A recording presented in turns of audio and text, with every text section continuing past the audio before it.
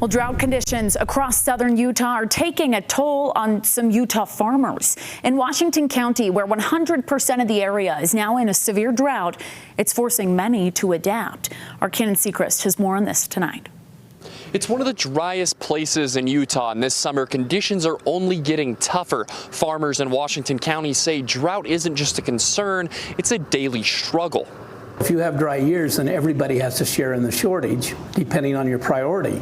And so, yes, the farmers have been at a 40 to 50% curtailment, water that you can't use, simply because, first of all, there's not a lot of water coming down, and then on the storage, you only get your percent. So the farmers have been taking the hit.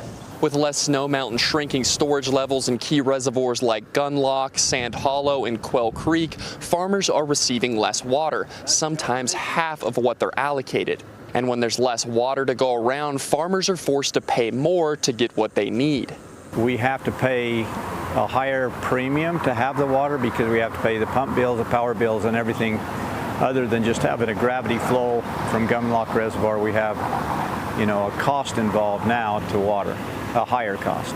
In years past, to make that limited water stretch further, farmers like Dennis Fry have turned to drip irrigation, laying out plastic rows with drip tape to target his crops directly. Say raising tomatoes or watermelons and the things that we raise, it's all now under plastics with drip tapes. So instead of having to water, say, a full acre of ground, you're only watering what that row is underneath that plastic and drip tape. The system does save water, but it's still not cheap. Fry, who also runs a fruit stand in downtown Santa Clara, says when farmers pay more for water, consumers pay more at the market. Experts say without reliable storage, there is no guarantee that farmers will have water in the future, and that has consequences far beyond agriculture.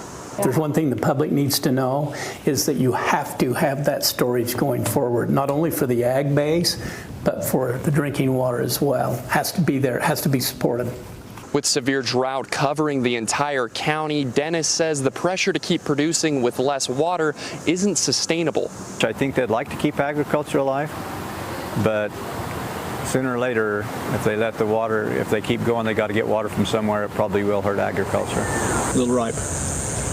Some farmers are working hard to conserve, but if the drought continues and storage levels drop even further, the future of some of these farmers here in southern Utah could be at risk. Reporting in Washington County, Cannon Seacrest, ABC4 News.